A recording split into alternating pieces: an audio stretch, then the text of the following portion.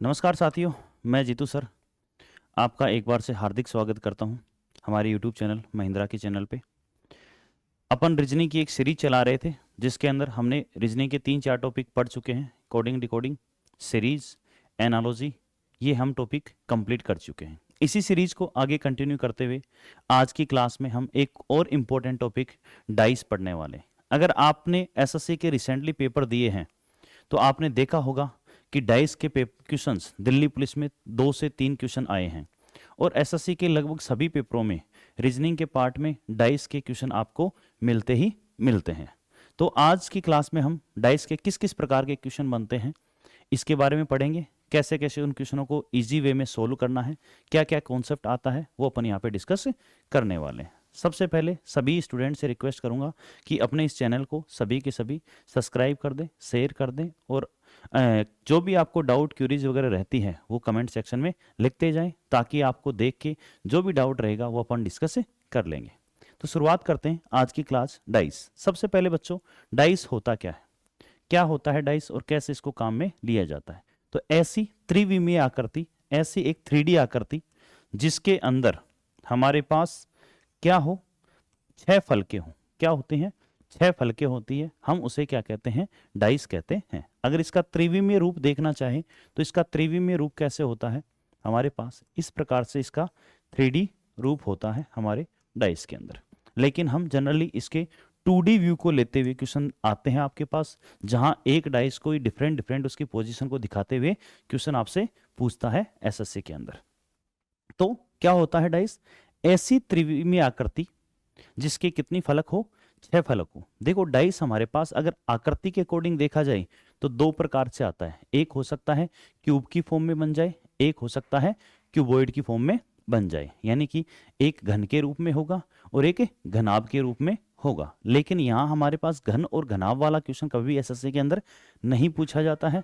आपके पास इसके डिजाइन के ऊपर यानी इसकी कॉन्सेप्ट के ऊपर जो यहाँ पे इसकी फेस हमें दिखाई देती है उस फेस के अकॉर्डिंग, यानी हम अगर एक पर्टिकुलर क्यूब वाले डाइस को लिया जाए और उसके आमने सामने की फेसेस को देखा जाए उसके बेसिस पे हमारे पास डाइस का कैटेगराइज किया जाता है। तो देखो डाइस का अगर कैटेगराइज करें उससे पहले अपन देखते हैं डाइस में क्या क्या होता है। अगर अपन एक नॉर्मल डाइस की बात करूं बच्चों तो हमारे पास मैंने कहा डाइस में 6 फलक होती हैं, यानी जो ये सामने वाला पोर्शन, जैसे एक यहाँ पे है, अपन ने पीछे वाले में देखा, ये अगर अपन देख रहे हो तो देखो एक सामने का है, एक उसके जस्ट क्या होगा, पीछे होगा, एक लेफ्ट में है तो एक जस्ट उसके राइट में होगा, एक ऊपर है तो एक जस्ट क्या होगा, नीचे। जैसे अगर यहाँ देख पा रहे हो तो ये ऊपर वाला पोर्शन है तो इसके नीचे की तरफ भी एक हमारे पास क्या होगा, एक फेस होगा जो हमें दिखाई नहीं देता है। एक अगर हमारे फेस इस तरफ देख रहे हैं तो इसके जस्ट अपोजिट वाला कौन सा है, ये वाला, यानी अगर लेफ्ट में है तो एक जस्ट उसके राइट में है, एक हमारे सामने वाला है तो एक जस्ट क्या होगा, इसके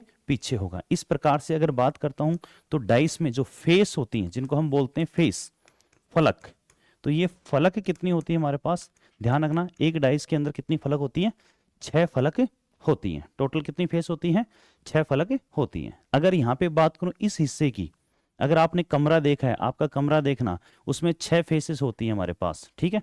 कितनी फेसेस होती हैं, 6। एक लेफ्ट में होगा आपके, एक राइट में होगा, एक ऊपर होगा, एक नीचे होगा, एक आपके सामने होगा, एक पीछे होगा। तो एक कमरा भी है हमारा, वो भी किसका काम करता है, डाइस का काम करता है। तो टोटल फेस कितनी होती है अपने पास, कितनी होंगी फेसेस अपनी, टोटल 6 फेसेस होंगी।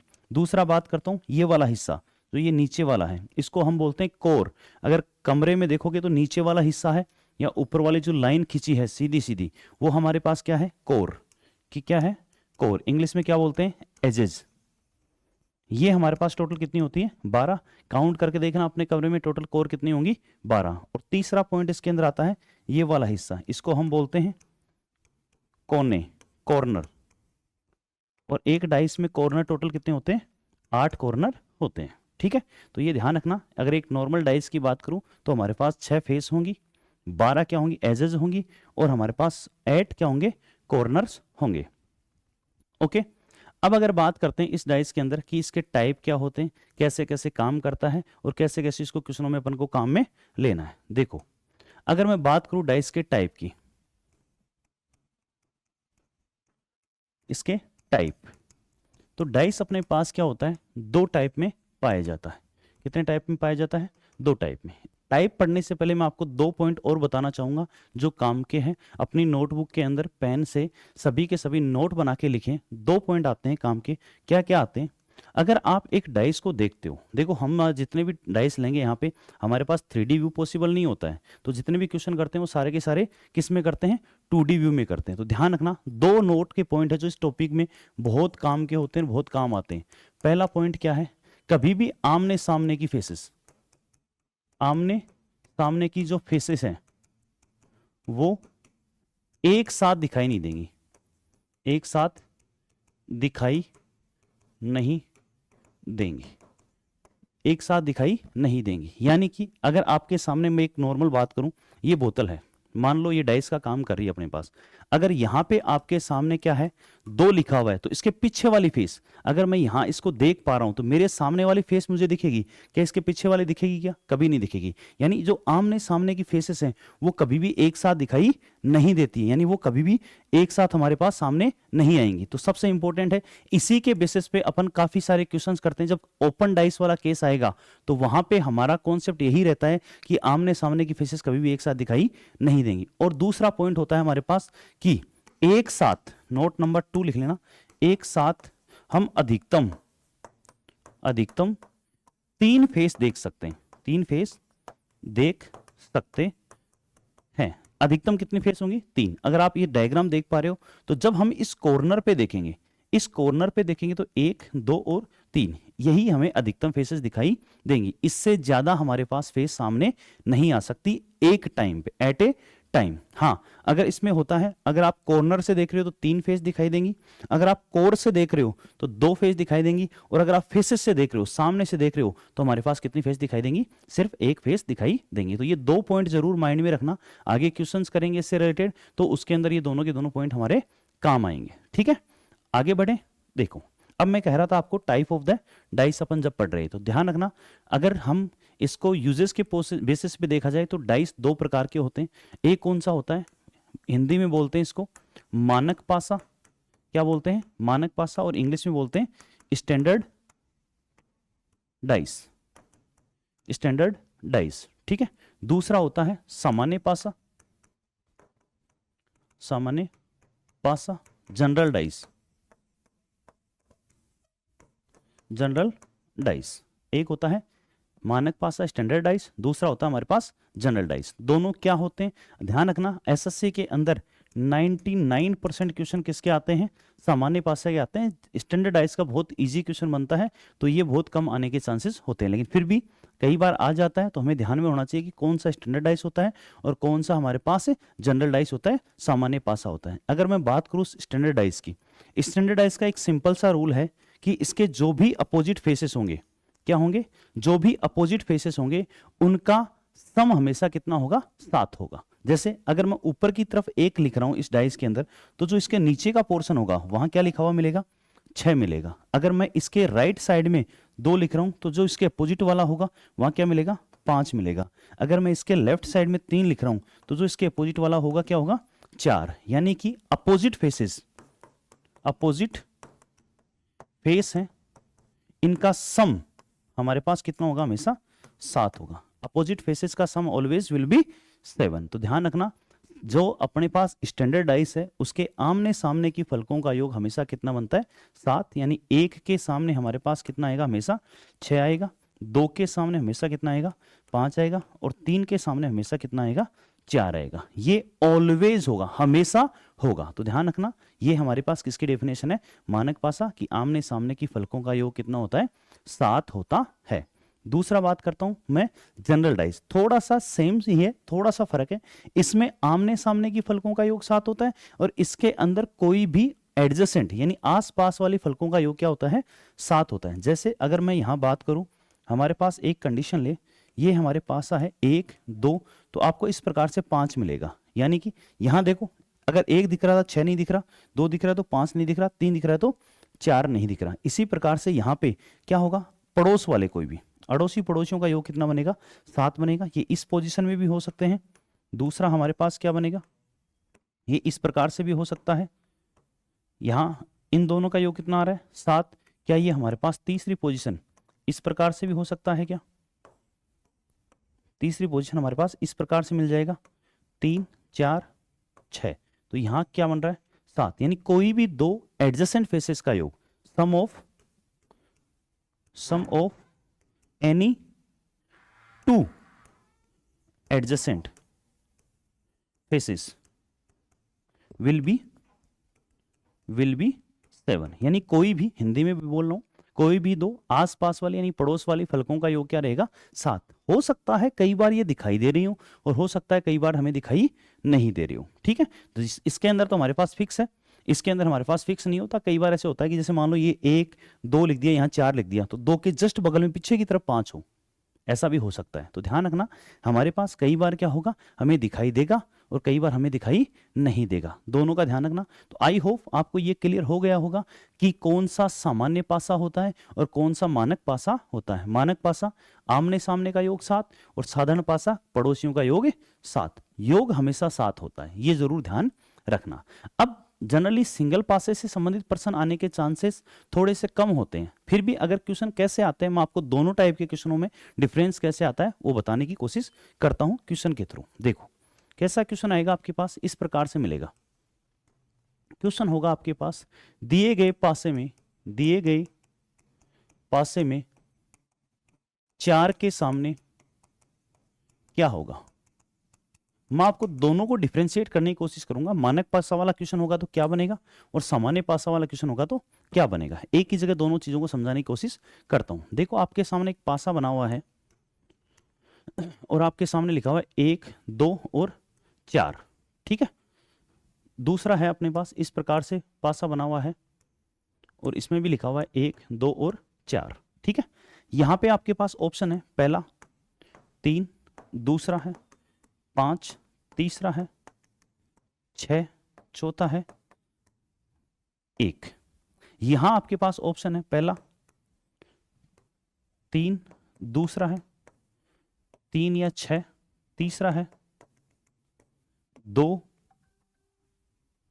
या 3 और चौथा है 3 6 या 5। दोनों में डिफरेंस समझना। ऑप्शंस आपको क्लियर करेंगे कि इस प्रकार का पासा है। ये आपको इंडिकेट नहीं करता है, कई बार इंडिकेट कर भी देता है, कई बार इंडिकेट नहीं भी करता है। आपको बोल देगा कि मानक पासा है या सामान्य पासा, कभी प्रश्न में लिखा हुआ नहीं मिलेगा आपको। सिंगल डाइस देगा, आपके पास ऑप्शन होंगे, आपको ऑप्शन से डिसाइड करना कि ये मानक पासा है या सामान्य पासा है। बोल दे तो बहुत अच्छी बात है, वो तो और ही इजी हो जाएगा, यानी आपने उसको खुद बना बनाया हलवा दे दिया, आपको सिर्फ क्या करना है, खाना है। लेकिन इसके अंदर ऐसा नहीं है। यहां क्या करेगा, कुछ भी नहीं बोलेगा, सिर्फ बोलेगा दिए गए पासे में 4 के सामने क्या होगा। अगर आपके पास ऑप्शन सिंगल सिंगल है, आपके पास ऑप्शन क्या है, सिंगल सिंगल नंबर्स के फॉर्म में, 100% वो मानक पासा है। तो ध्यान रखना, वहां देखने की भी जरूरत नहीं। किस क्या पूछा आपको, 4 क्या बना हुआ, उसकी मतलब नहीं है हमें। 4 के सामने क्या होगा, 3 होगा। लेकिन अगर आपके पास इस प्रकार के ऑप्शन है तो ये हमारे पास मानक पासा नहीं है भाई, ये कैसा है, साधारण पासा। वो ऑप्शन खुद कह रहे हैं। तो इस केसेस में हमें क्या करना है, अपन को ये देखना है कि क्या इसके अंदर ऑप्शन बन सकते हैं। सामान्य पासा में हमें 1 2 और 4 दिखाई दे रहे हैं और मैंने पहला पॉइंट ये लिखवाया था, नोट लगा के लिखवाया था कि आमने सामने की फलके कभी भी एक साथ दिखाई नहीं देंगी। इसका मतलब हमारे पास अगर 4 के सामने पूछा तो 2 और 1 वाला ऑप्शन तो हो ही नहीं सकता, ये ऑप्शन तो कट गया। अब ऑप्शन बचा क्या, क्या इस 4 के सामने 3 भी हो सकता है, 6 भी हो सकता है और 5 भी हो सकता है। क्या फिक्स है, क्या हमारे पास फिक्स नहीं है, इनमें से कोई सा भी बन सकता है। तो इसका आंसर क्या बनेगा, 3 6 या 5। इस प्रकार से हमारे पास किसके फॉर्म में आती है, एक सामान्य पासा और मानक पासा का केस आता है। आई होप आप लोगों को समझ में आ गया होगा कि क्या मानक पासा होता है और क्या साधारण पासा होता है। अगर समझ में आ गया हो तो सारे के सारे कमेंट सेक्शन में ये बता सकते हैं कि आपको ये चीज समझ में आ गया है। ठीक है, आगे बढ़े। सभी कमेंट सेक्शन में यस और नो लिख के बताएं कि आपको साधारण पासा और मानक पासा क्या होता है, ये समझ में आ गया है या नहीं आ गया। कमेंट सेक्शन में लिखते हुए मुझे बताएं, फिर अपन आगे बढ़ते हैं। अब हेडिंग डाल लो, आगे वाला पोर्शन। यहां पे क्या है, पासे की स्थितियां, स्पेशल केसेस।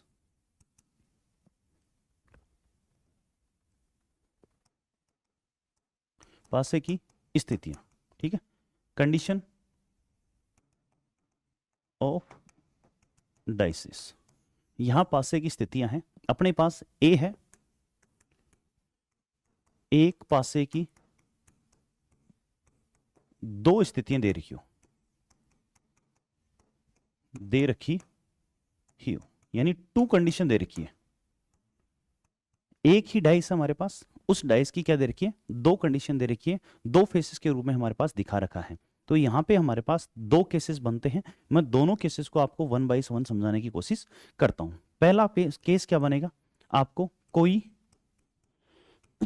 एक फलक समान हो, कोई एक फलक समान हो, वन फेस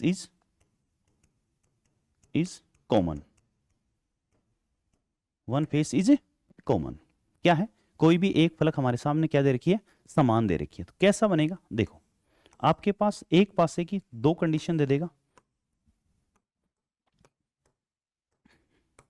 क्या है, 1 4 3 2 1 5 इस प्रकार से दिया हुआ है आपके सामने। क्या दिया हुआ है, ये एक ही पासे की, ध्यान रखना ये अलग अलग डाइस है नहीं है, अलग अलग डाइस का क्वेश्चन कभी भी नहीं आता है। आपके पास एक ही पासे की दो कंडीशन दे रखी है, उन दोनों कंडीशन के बेसिस पे हमें क्या करना है, आगे क्वेश्चनों को सोल्व करना। और ध्यान रखना ज्यादातर क्वेश्चन इसी बेस पॉइंट पे आते हैं, इसी पॉइंट से हमारे पास एसएससी के क्वेश्चन सोल्व होते हैं। अगर क्लोज डाइस का क्वेश्चन आता है तो देखो कैसे आता है, कैसे इसको सोल्व करना है। मुझे बताओ सबसे पहला काम क्या करना है, जो अपने यहां कॉमन डाइस दे रखा है उसको चेक करना है। क्या करना है, कॉमन डाइस का जो कॉमन फेस है ये देखो, क्या यहां पे दोनों डाइस में अगर देख रहे हैं तो एक कॉमन है क्या हमारे पास। तो क्या करना है, पहला पॉइंट, कॉमन के सामने, कॉमन फेस के सामने वो फेस होगा, वो फेस होगा जो दिखाई नहीं दे रहा, नहीं दे रहा है। देखो 1 से 6 तक की नंबरिंग होती है, और इस नंबरिंग में अगर आप यहां पे देख पा रहे हो तो 1 भी है, 2 भी है, 3 भी है, 4 भी है, 5 भी है। कौन सा फेस हमें दिखाई नहीं दे रहा, क्या 6 दिखाई नहीं दे रहा क्या। तो ध्यान रखना 1 के सामने हमारे पास क्या होगा, 6 होगा। कॉमन के सामने वो होता है जो हमें दिखाई नहीं दे रहा है। तो यहां दिखाई क्या नहीं दे रहा है, 6 दिखाई नहीं दे रहा। और अगर नहीं पढ़े तो आपका भविष्य भी दिखाई नहीं दे रहा है। ध्यान रखना, अगर आपको भविष्य सुधारना है तो पढ़ाई जरूर करनी है, मेहनत जरूर करनी है। ध्यान रखना, ये आपको क्लियर है। तो ध्यान रखना कॉमन के सामने क्या होगा, जो हमें दिखाई नहीं दे रहा। दूसरा क्या है, दूसरा पॉइंट, दूसरा पॉइंट देखो यहां पे। अब क्या करना है, इस कॉमन को पकड़ना है। क्या करना है, इस कॉमन को पकड़ना है। तो या तो क्लॉकवाइज घूम जाना या एंटी क्लॉकवाइज, किसी एक डायरेक्शन में घूमना है। कौन सी डायरेक्शन में घूमना है, या तो क्लॉकवाइज डायरेक्शन में या एंटी क्लॉकवाइज। किसको पकड़कर, कॉमन को पकड़ के, कोमल को नहीं। कहीं बाहर जाके किसी कोमल नाम की लड़की को पकड़ लो, और गुरुजी ने कहा था कि कोमल को पकड़ के क्लॉकवाइज घूम जाना या एंटी क्लॉकवाइज घूम जाना। भाई साहब घूमोगे तो चप्पल भी पड़ सकती है, मेरी गारंटी नहीं है। फिर आके मत बोलना जीतू सर ने हमें कहा था कि आप तो कोमल को पकड़ लेना, क्लॉकवाइज या एंटी क्लॉकवाइज घूम जाना। ना ना ना ना, किसको पकड़ना है, कॉमन फेस को। यहां ध्यान रखना है, अपन को कॉमन फेस को पकड़ना है। और कैसे घूमना है, क्लॉकवाइज या एंटी क्लॉकवाइज। तो दूसरा पॉइंट हमारे पास क्या है, मैं इधर लिख रहा हूं, दूसरा कॉमन फेस के सापेक्ष, कॉमन फेस के सापेक्ष क्लॉकवाइज या एंटी क्लॉकवाइज घूमने पर, क्लॉकवाइज या एंटी क्लॉकवाइज घूमने पर जिस सीक्वेंस में नंबर आते हैं वो हमारे पास क्या होंगे, एक दूसरे के आमने सामने होंगे। जैसे यहां पहले वाले में मैं क्लॉकवाइज घुमा तो यहां सबसे पहले क्या नंबर आया, 3 आया, और उसके बाद में क्या नंबर आया, 4। तो मैं इसको इसी सीक्वेंस में रखूंगा, यहां आएगा 3 और यहां आएगा 4। फिर दूसरे वाले में अगर यहां क्लॉकवाइज घुमा तो सबसे पहले क्या आया, 2 आया, और फिर क्या आया, 5 आया। तो दूसरे वाले में क्या हुआ, 2 और 5। तो यहां जिस सीक्वेंस में जो नंबर आ रहे हैं हमारे पास क्या होंगे, वो एक दूसरे के आमने सामने होंगे। यानी 3 के सामने क्या होगा, 2, और 4 के सामने क्या होगा, 5। तो 3 और 2, 3 के सामने क्या होगा, यहां दूसरे पॉइंट से देखें तो 3 के सामने आ जाएगा 2 आ जाएगा, और 4 के सामने क्या आ जाएगा, 5 आ जाएगा। तो इस प्रकार से हम अपोजिट फेसेस को ज्ञात कर सकते हैं। एसएससी में आपके सामने प्रश्न आता है कि एक पासे की दो स्थितियां दे रखी है, उसमें बताओ 4 के सामने क्या होगा, 3 के सामने क्या होगा, 2 के सामने क्या होगा, 5 के सामने क्या होगा। एक क्वेश्चन मैं आपसे पूछूंगा, सभी के सभी इसको जवाब देने की कोशिश करना।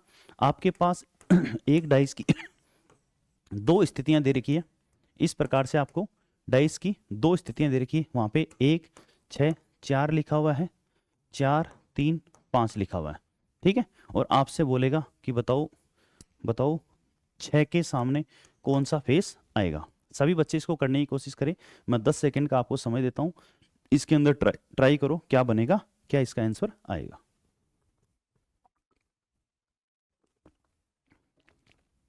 बहुत इजी क्वेश्चन है। सोचो, सबसे पहले क्या करो, कॉमन को पकड़ो, कॉमन के सामने देखो क्या बन रहा है, कॉमन के सापेक्ष क्लॉकवाइज घूमो या एंटी क्लॉकवाइज घूमो। अगर जिस सीक्वेंस में आप घूम रहे हो उसके अंदर अनुसार हमारा क्वेश्चन बन रहा है तो आप आराम से क्वेश्चन को सोल्व कर सकते हो, ठीक है। देखो चलो सोल्व करते हैं इसको। आई होप सभी ने कर लिया होगा, कर लिया हो तो कमेंट सेक्शन में कमेंट करते हुए मुझे बता सकते हैं क्या आपका आंसर आया है।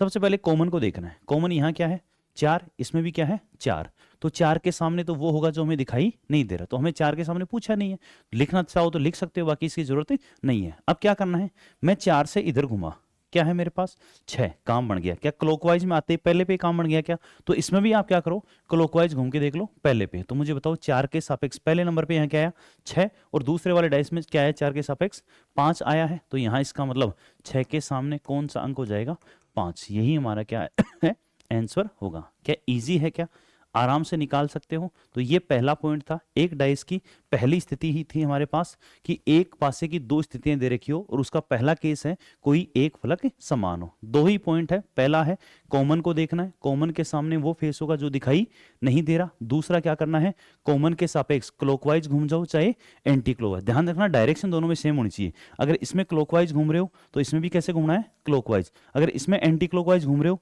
तो इसमें भी कैसे घूमोगे एंटी क्लॉकवाइज, डायरेक्शन क्या रखनी है सेम रखनी है। आई होप पहला क्वेश्चन, पहला जो पॉइंट है इसका आप लोगों को समझ में आ गया होगा। अगर समझ में आ गया तो सारे के सारे क्या करना है कमेंट सेक्शन के अंदर कमेंट करके बता सकते हैं, ठीक है। आगे बढ़ते हैं, दूसरा पॉइंट दूसरा पॉइंट यहां पे क्या है, जब कोई दो फेस कॉमन हो, यानी दो फेस क्या हो समान हो। आपके पास पहले में एक फेस कॉमन था, इस वाले में क्या है दो फेस कॉमन है। व्यर्थ नहीं जाता उनका प्रयास, व्यर्थ नहीं जाता उनका प्रयास जो दिल से मेहनत करते हैं, व्यर्थ नहीं जाता उनका प्रयास जो दिल से मेहनत करते हैं, सफलता मिलती है उनको चाहे मिले आज या चाहे कल। ध्यान रखना प्रयास किसी का व्यर्थ नहीं जाता है, जो मेहनत करता है उसको सफलता जरूर मिलेगी। हो सकता है आज मिल जाए, हो सकता है थोड़ा टाइम लग जाए, टाइम लग सकता है, लेकिन धैर्य रखना है और लगातार प्रयास करते हुए रहना है। हो सकता है आज 1 साल में सफल हो जाओ आप, हो सकता है 2 साल में हो जाओ। देखो कई बार मैंने ऐसे देखा है, काफ़ी स्टूडेंट एक प्रयास करते हैं, 2 प्रयास करते हैं, उसके बाद में वो हिम्मत हार जाते हैं। हिम्मत नहीं हारनी भाई, मैंने ऐसे ऐसे स्टूडेंट देखे हैं जिनके बेचारे की 4-4 5-5 साल तक लगातार मेहनत कर रहे हैं और मतलब कभी आधे नंबर से रह गए, कभी 1 नंबर से रह गए, कभी किसी वजह से रह गए। डिजर्विंग कैंडिडेट होते हैं लेकिन किसी ना किसी कारणवश से वो रह जाते हैं। लेकिन वो अगर हिम्मत नहीं हारते, लगातार प्रयास नहीं करते, प्रयास करते हुए रहते हैं, तो ध्यान रखना एक दिन सफल जरूर होते हैं। बहुत एग्जाम्पल देखे हैं मैंने। मेरा एक स्टूडेंट था, मैं आपको एक छोटी सी बात बताता हूँ क्या हुआ। वो आर्मी की तैयारी करने आया था और उस बच्चे का एक्सीडेंट हो गया था। जब वो आया था उससे 6-7 महीने पहले, 12 महीने पहले उसका एक्सीडेंट हो गया था। 12-1 महीने पहले की बात है, उसका एक्सीडेंट हो गया और उस एक्सीडेंट की वजह से वो कोमा में चला गया। बहुत घर वालों पे मुझे बताया, एक बच्चे अगर कोमा में चला जाए तो क्या बीतती है। पेरेंट्स, एक्सीडेंट हो जाता है, नॉर्मल लग जाती है, तभी माता पिता परेशान हो जाते हैं। उस बच्चे को डॉक्टर को दिखाया और भगवान की दया से वो बच्चा 6 महीने के अंदर अंदर कोमा से बाहर आ गया। लगभग 6 महीने में उसने अपने आप को रिकवर किया। रिकवर करके वो थोड़ा बहुत स्टेबल हुआ, चलने फिरने वाला हुआ, थोड़ा नॉर्मल हो गया। माइंड की चोट थी, कोई ऐसा एक्सीडेंट हो गया था कि उसके सर में चोट आ गई और वो कोमा में चला गया था।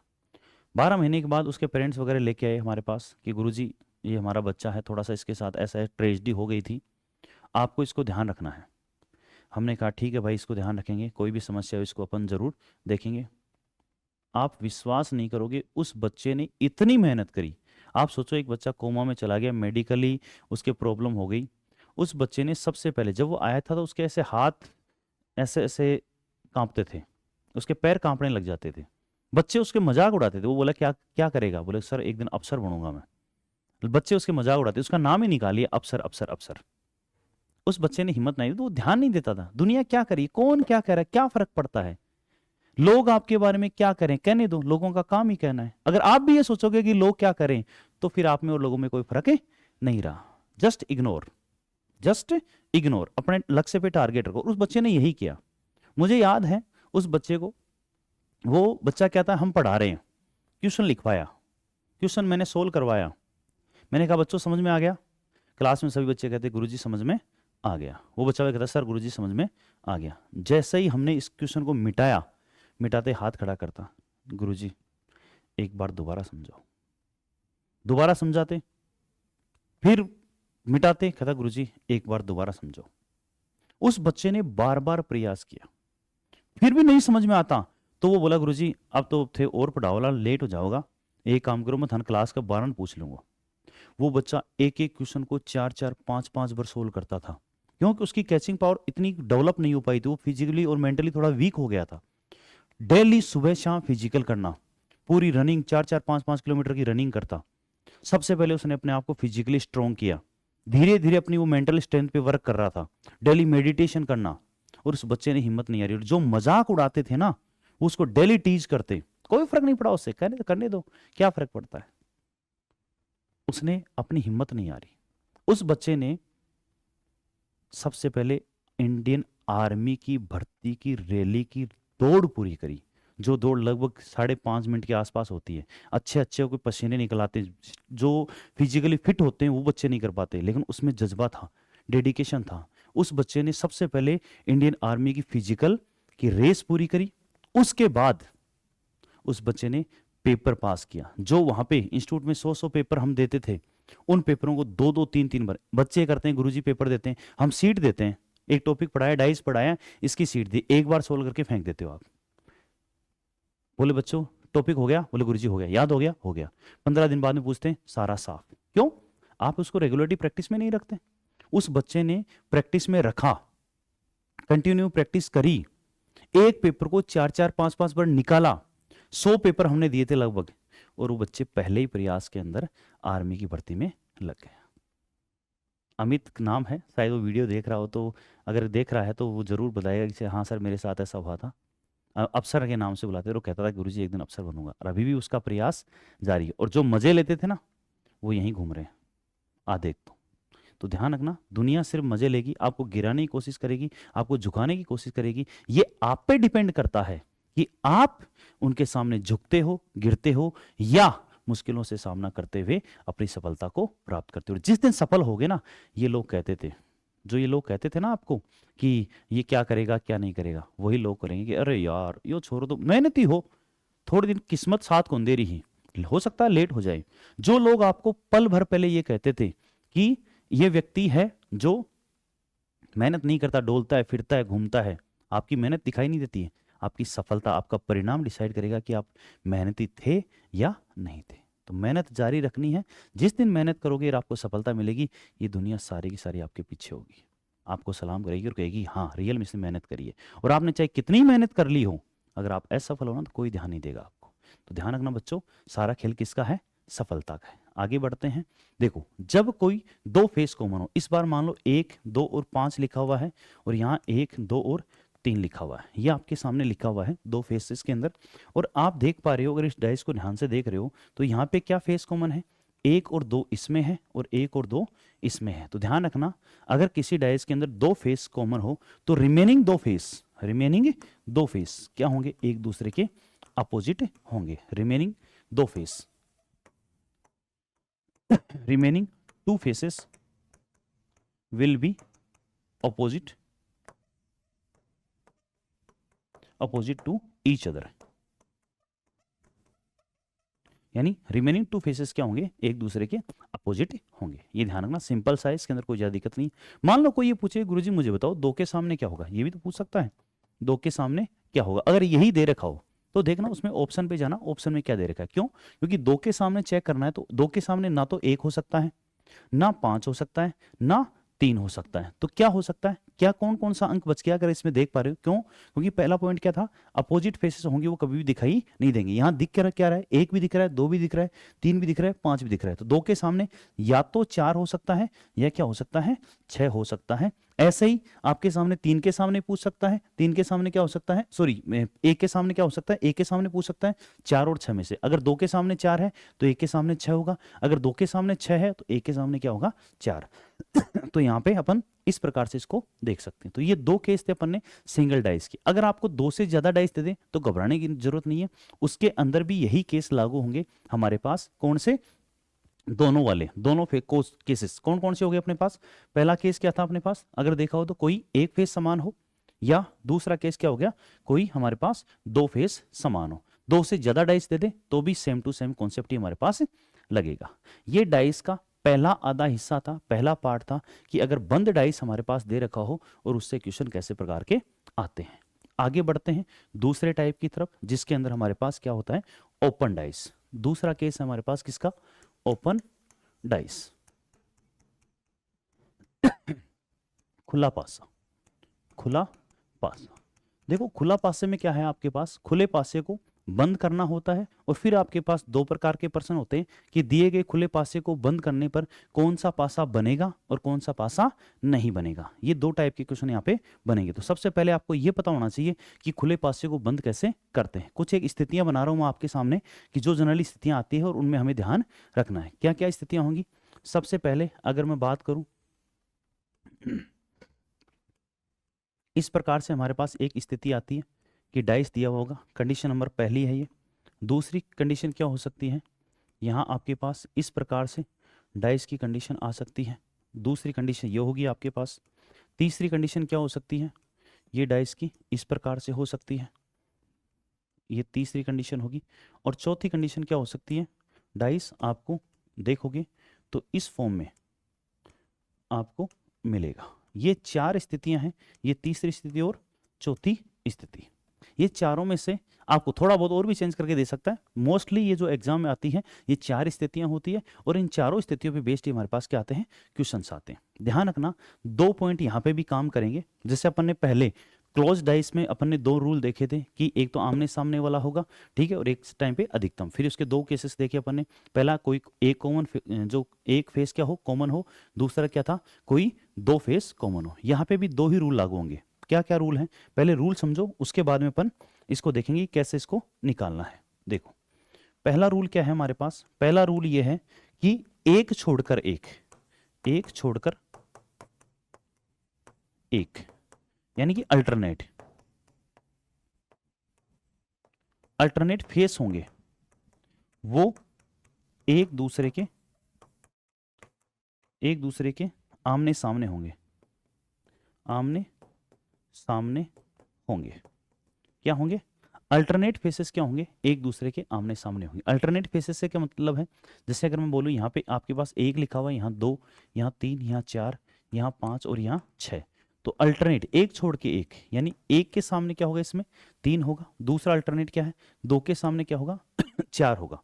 यहाँ जैसे मान लो एक, दो, तीन, चार, पाँच और छः लिख दिया मुझे, तो मुझे बताओ यहाँ दो का अल्टरनेट क्या है, पाँच, चार का अल्टरनेट क्या है, छः। अगर यहाँ से देख रहे हो तो एक का अल्टरनेट क्या है, तीन। यहाँ जैसे मान लो लिख दिया मैंने एक, दो, तीन, चार, पाँच, छः, एक का अल्टरनेट क्या है, तीन। इसमें थोड़ा सा ध्यान रखना इस डायग्राम में, इसमें ऐसे मत कर देना कि दो के सामने चार, ऐसा कर दोगे तो क्या हो जाएगा, गलत हो जाएगा। क्यों? क्योंकि फिर हमारे पास आगे वाले में अल्टरनेट नहीं बचेगा। तो क्या करना पड़ेगा इसमें, पहले ऊपर वाले हिस्से में अल्टरनेट देखो, फिर नीचे वाले में। चार के सामने क्या हो जाएगा, छः, तो बच गया क्या यहाँ पे दो, तो दो के सामने क्या बनेगा, पाँच बन जाएगा। ठीक है, इस वाले में जैसे नंबरिंग कर दी एक, दो, तीन, चार, पाँच, और मैं बाहर वाले जो हिस्सा कटा हुआ है उसमें क्या कर लूँ, छः। तो ध्यान रखना एक के सामने क्या होगा, थोड़ा सा पेन चेंज कर लेता हूँ।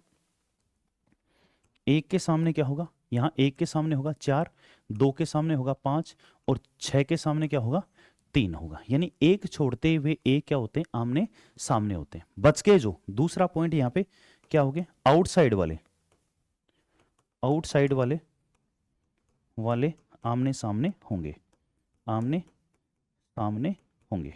कौन से होंगे, आउटसाइड वाले। जैसे यहाँ 5 है बाहर की तरफ, यहाँ बाहर की तरफ क्या है 6, तो 5 के सामने क्या होगा 6 होगा। दूसरा 1 के सामने क्या होगा 3 होगा। ठीक है, जैसे यहाँ पे बाहर की तरफ क्या है 1 है, 1 के सामने 4 होगा, इधर 5 के सामने क्या हो गया 2, बाहर की तरफ 6 है, 6 के सामने क्या हो जाएगा 3। तो दो ही नियम काम करते हैं यहाँ पे। पहला नियम क्या है, एक छोड़कर एक लेना है। पहला नंबर लिया, एक जो हमारे पास बॉक्स है उसको छोड़ो, फिर दूसरे बॉक्स पे जंप करना। तो 1 से 3, 2 से 4, इस प्रकार से चलना है। दूसरा, कोई अगर बाहर की तरफ खुला हुआ है पासा, तो ध्यान रखना इधर वाले के सामने कौन सा होगा इधर वाला होगा, राइट के सामने कौन सा होगा लेफ्ट वाला होगा। ठीक है, तो इस प्रकार से हमारे पास क्या होंगे दोनों डाइस आमने सामने होंगे। ठीक है, अब इसी पे बेस्ड कैसे क्वेश्चन आते हैं मैं आपको वन बाय वन आपको बताता हूँ कि किस किस प्रकार के क्वेश्चन बनेंगे और क्या क्या क्वेश्चन अपन को सोल्व करने हैं और कैसे क्वेश्चनों को सोल्व करना है। ठीक है, देखो पहला ऐसे आ गया, जैसे अपने पास अपने डाइस बनाया है, पहला डाइस आपके सामने है। इसमें क्या होगा आपके पास नंबरिंग देगा, जैसे मान लो A B C D E और F दे दिया, मैंने ये दे दिया हो आपके सामने। फिर बोलेगा इस डाइस से कौन सा पासा बनेगा। अगर इसको क्लोज करें, क्लोज करने पर दो प्रकार के क्वेश्चन बनते हैं, मैं दोनों यहां पे समझाने की कोशिश करूंगा आपको। पहला क्या बनेगा, कौन सा पासा बनेगा, 4 ऑप्शन होंगे।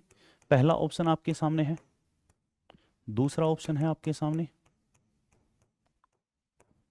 तीसरा ऑप्शन है आपके सामने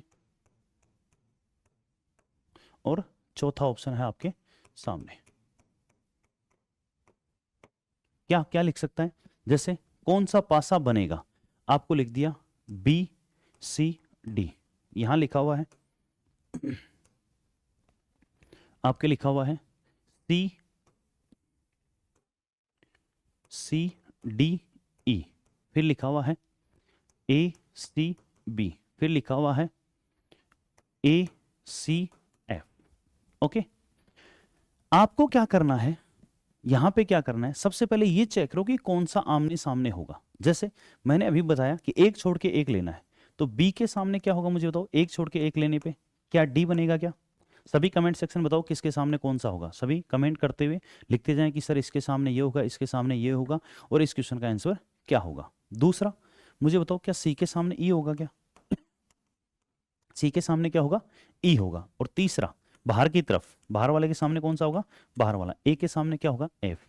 और पहले ही पहला पॉइंट क्लास को शुरू करते वक्त मैंने कहा था कभी भी आमने सामने वाली फलकें एक साथ दिखाई नहीं दे रही। यहां अगर आपको ये पूछ रहा है कौन सा बनेगा, तो आपको ध्यान रखना B के सामने जहां भी D आ रहा है वो कभी नहीं बनेगा। देखो B और D कहां एक साथ है, ये वाला, तो ये तो नहीं बन सकता।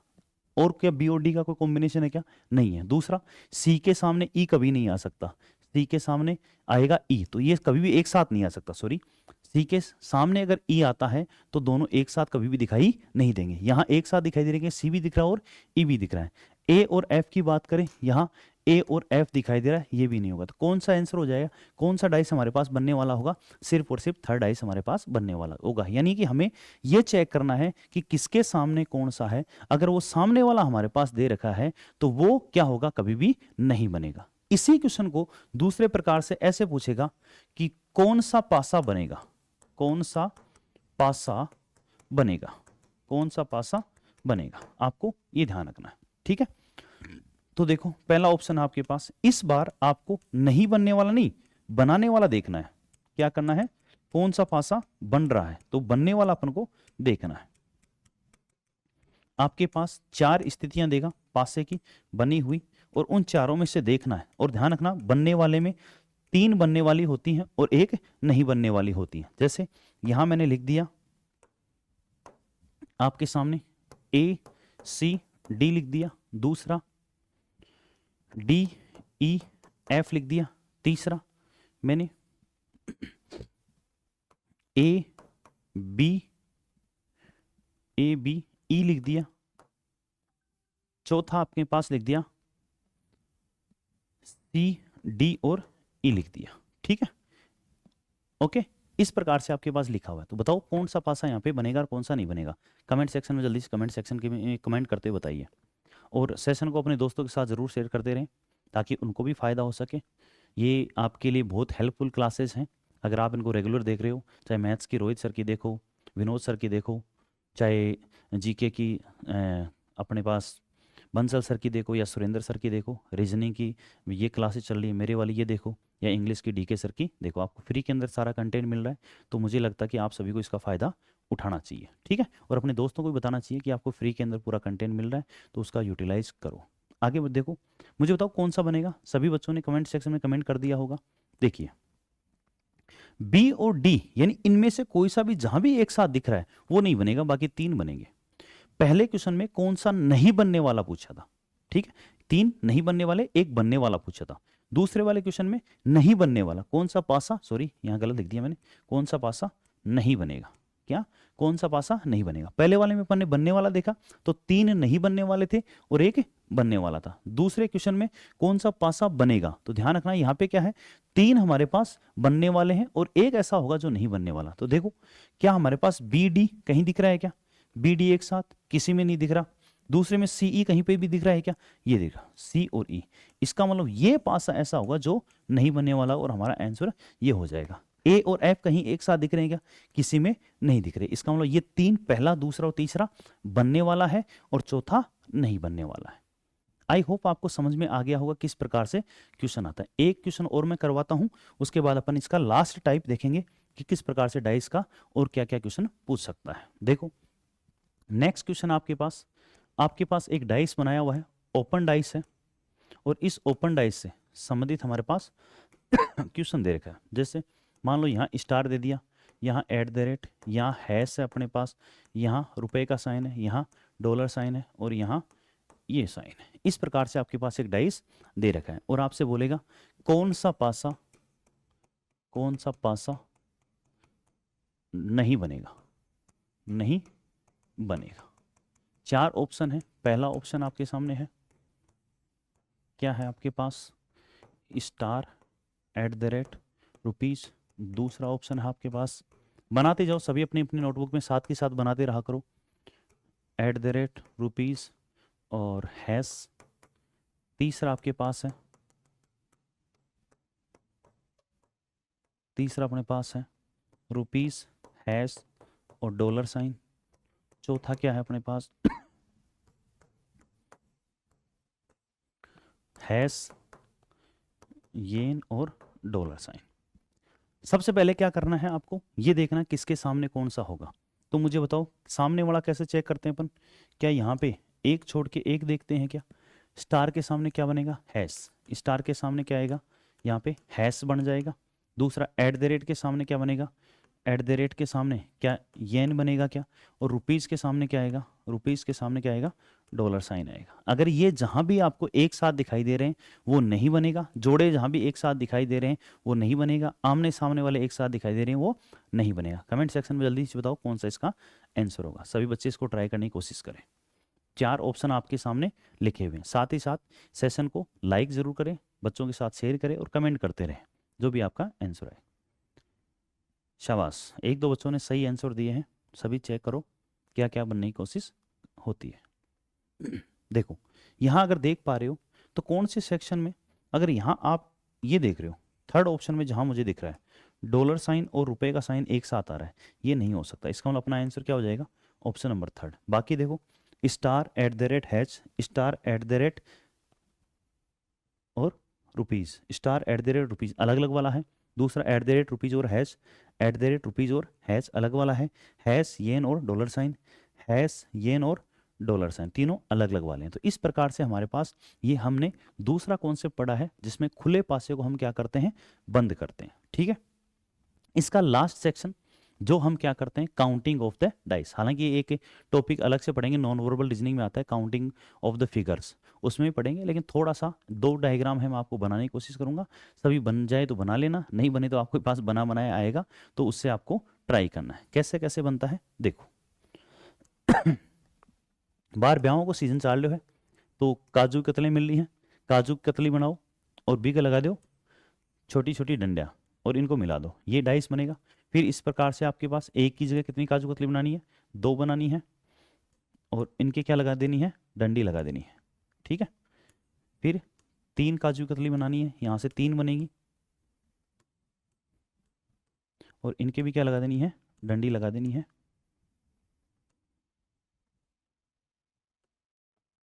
एक मिनट, थोड़ा सा यहाँ गड़बड़ होगी, दोबारा देखो।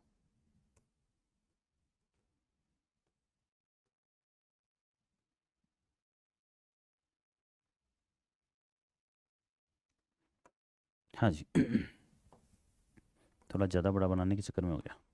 तो यहाँ 2 काजू कतली बना ली। अब इधर देखो, ये 3 बनानी है, 1 2 और ये 3। नीचे वाला थोड़ा नीचे, ऊपर वाला हमेशा क्या रखना है, ऊपर रखना है। इसको मिलाओ, 1 2 3। फिर यहाँ से कितनी बनेगी, 4 बनेगी। आप चाहो जितने बना सकते हो।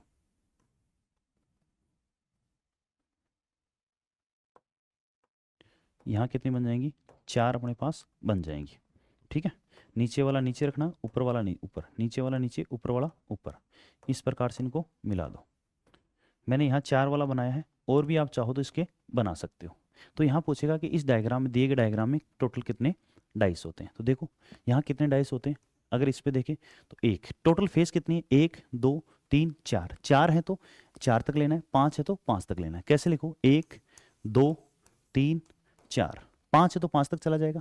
फिर इसका उल्टा कर दो, यहाँ क्या लिखो, 4 है तो 4 3 2 और 1। इनको जोड़ कितना हुआ, 4, ये कितना हुआ, 6 6 और 4। सभी को जोड़ोगे तो हमारे पास कितने होंगे, टोटल डाइस 20 होंगे। अगर 5 तक है तो 1 2 3 4 5, फिर 5 4 3 2 1। 6 है तो 1 2 3 4 5 6, 6 5 4 3 2 1। सबको मल्टीप्लाई करना है और आपस में जोड़ देना है। तो ये एक छोटा सा सिंपल सा डायग्राम होता है काउंटिंग ऑफ द डाइस। एक लास्ट डायग्राम और बना लो, थोड़ा सा आपको चीज़ा का काम भी सिखा दूँ। गाँव का माँ चीज़ागारी करे हैं, और चीज़ाड़े देखो, अगर ध्यान से देखे होगा चीज़ाड़ान, तो चीज़ाड़ो के क्या करे है, आपको ईंटन लगाओ और वो जोड़ में लगाओ है। अगर जॉइंट गड़बड़ कर दिया तो क्या जाए, दीवार के अंदर तरेड़ आ जाए। देसी भाषा में बोले तरेड़ आ जाए, यानी क्या आ जाए, उसके अंदर कोई लकीर बन जाती है, एक तो जॉइंट बन जाता है। उस जॉइंट को ध्यान में रखना है। तो जॉइंट वाला कैसे करता है, इस प्रकार से बनाता है। ध्यान रखिए, रे सारा चीज़ों काम सिखा रहे हूँ, जो कि मजदूरी है ना, जो कि सिखावा की प्रैक्टिस है, भी की फीस पहुँचा दियो सारा का सारा।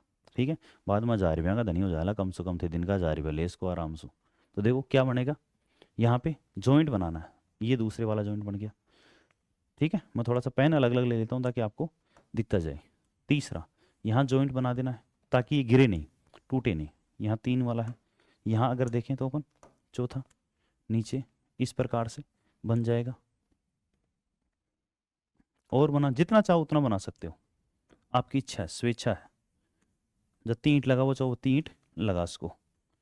तो मुझे बताओ टोटल कितने, इस प्रकार से मैंने बनाया है। यहाँ पूछेगा इसमें टोटल डाइस कितने हैं। ये एक्चुअल में आपको इसका 2D व्यू दिख रहा है। क्या दिख रहा है, 2D, आप सामने से देख रहे हो। एक्चुअल में इसको देखना चाहो, जैसे अगर मैं बोलूँ यहाँ पे आपको एक छोटा सा 3x3 का ले लूँ, तो ये एक्चुअल में 3 वाला मैं तीसरे स्टेप तक ले रहा हूँ, यहाँ तक ले रहा हूँ।